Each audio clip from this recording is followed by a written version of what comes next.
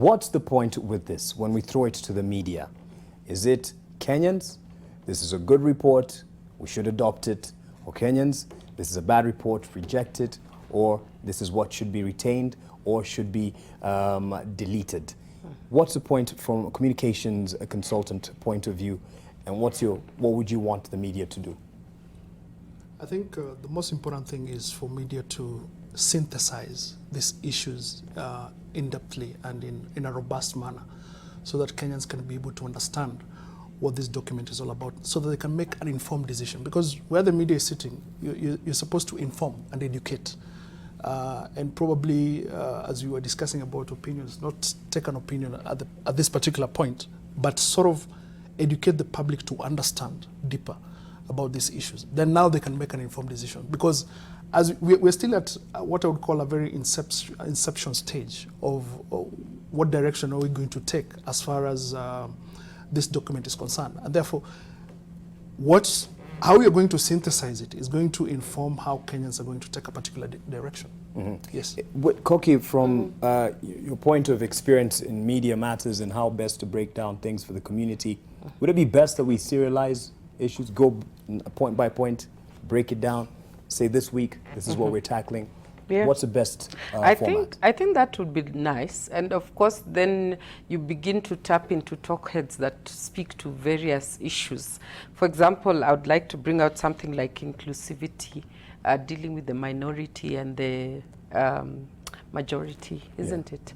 How will we take care of interests of those who are in the minorities who put their agendas forth? How will we protect their interests? Yeah. Because they are really communities that are, at the edge. They find themselves in multi-ethnic kind of counties and probably don't get proper representation or even any resources.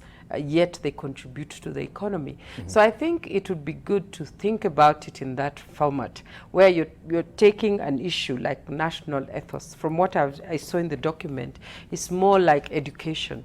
How do you imbibe these values, systems, and beliefs, and overt behavior in the learning system? Mm-hmm. So I can see a big role being played by the education sector.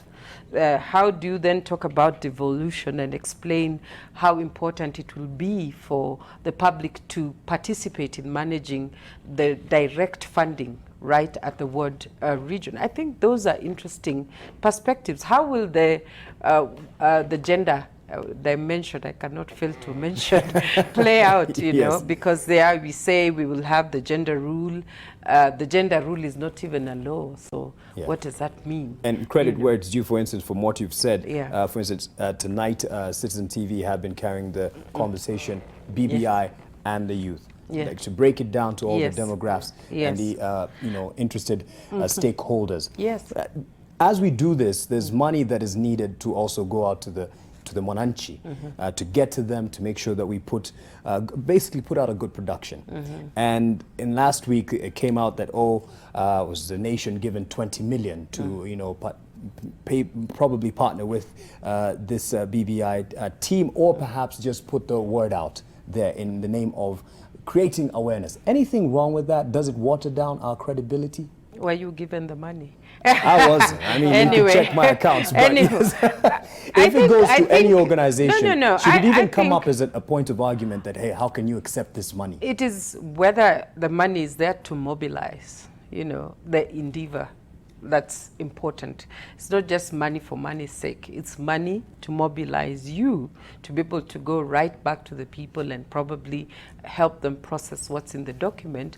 For me, I feel that is more or less like a CSR that's sponsored.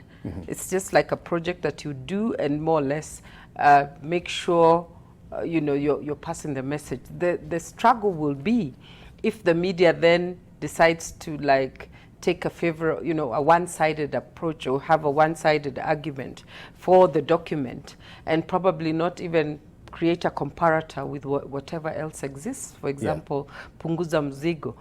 I hope that it's looked at as a way to educate the public, and also hear their views, so you're creating clarity. I remember Joseph Warungu had something like that on BBC, where he was like, he had a show where he could go to a particular region and talk about governance. So I think that's the approach. It's expensive to do productions. You know that, isn't it? Yeah. I mean, carrying equipment, you know, hiring venues and all that. If it is used for that, then it's okay. But if it doesn't it's water down the credibility, because there's that argument, oh, how can you accept money? It's like you've bought in. Yes, but if it's used to pay you, then that's an issue. And to Ambassador, what is the process going forward? You say at least the task force has said, or made it look like our job here is done. Do you start working on this moving forward? What can Kenyans expect? Okay. Well, first I would ask every Kenyan to go to bbi.go.ke, bbi.go.ke, or follow a Twitter account called The Real BBI. And you can start just by reading as much as you can, right? And just talking about it. The president talked about, let's have a national conversation about this. For those who are not able to log on? To bbi.go.ke. Yeah, like they don't have access, and that's a good number. How do they get We're information? trying to get as many tools as we can that are cost effective to get it out. We haven't gone on a mass printing of those reports, but we are trying to get as many tools as we can to get that information out there. Mm-hmm. And that's why we really need the media to be part of this. Not just from your own corporate social responsibility, but also just in terms of the stories you tell. I know that there's some teams being trained to facilitate town hall meetings throughout the country and just listening to Kenyans a bit more. Yeah. And then they will send their views into a central place, and that will then be converted into the different instruments that are required. Because there are a lot of things here that can be done just policy-wise. Then there are things that need regulation, legal, and others possibly constitutional changes. Yes.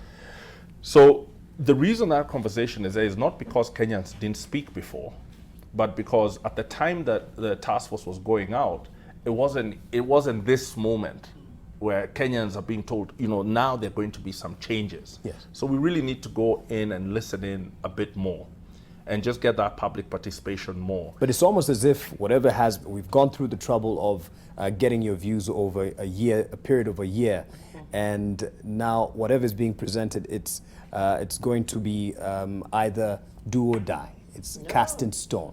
What can people expect? Because no, the report is not cast in stone. Yes. It's a piece of advice. But I'll say what next also, because you asked what next, is first recognizing the moment Kenyans are in. We're talking about it when we're off air. Kenyans are having a hard time economically. And so if I had a wish for this week, on this weekend, is to engage more with the chapter on shared prosperity. Not because it's perfect. This is not a chapter written by economists. Mm-hmm. It's written just from the perspective of Kenyans. But I think if you look at it, you will see Kenyans will see the immediate impact. Like, what will it mean if you're a young guy creating a business now and you get a 7-year tax holiday? That's a big, big impact on how you can run a business. Okay. So there are immediate things, and then there's going to be town hall meetings, and those meetings are going to go deeper into the material.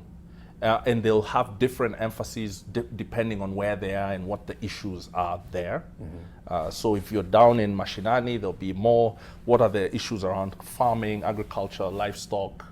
What are the issues around if you are a minority in a county and you feel left out? Yes. Your ward is not getting a fair shake. Well, then here are their recommendations that mean every ward in Kenya will be touched if this report's recommendations are implemented. Okay, and all this, what you're talking about, the process moving forward, is facilitated by the task force, or who exactly takes it up moving forward? The president has assigned officers in the government who will follow up on organizing those task forces. And I think they're going to be collaborating with governors, with local leaders to pull all that together. The objectivity of this then is put to question. If it's the president and the machinery, would it then be to the favor of this particular report, even if there's some qualms about the recommendations therein. Like, that means that things can't change then. Remember, there's really very few ways. For the biggest changes, I think the changes people are really concerned about are like constitutional changes. Yeah. So policy is policy. It can be done immediately. It's within the remit of the government to undertake policy.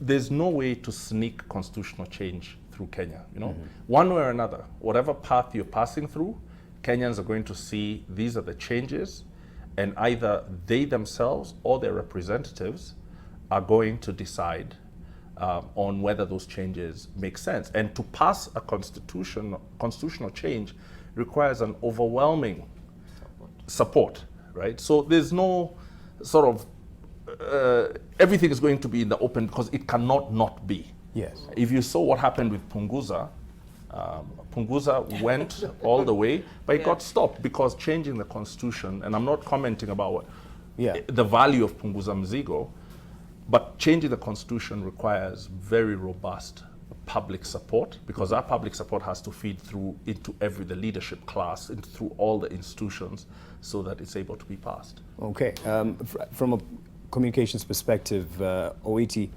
what would you say needs to be clarified, even from the government's perspective, on the process coming forward, and yes, what Kenyans can expect? Because this is sold for the Kenyan.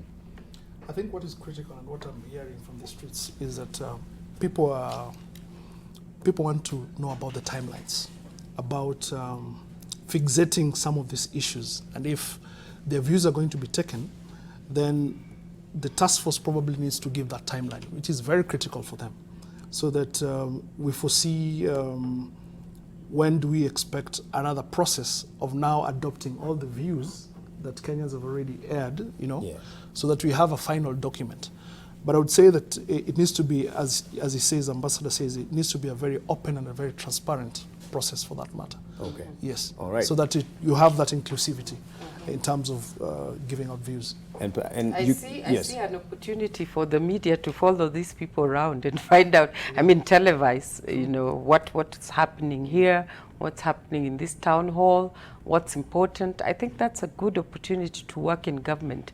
You are, at this point in time, assigned the role to tell us, you know, to give us the raw, to give us an understanding, and more or less, let's see how the document becomes alive, because it's going to change. There'll be different views, there'll be different perspectives. So working with the government now in a corroborative role is good enough for you, so that it also minimizes the, you know, the expense of you doing it by yourselves.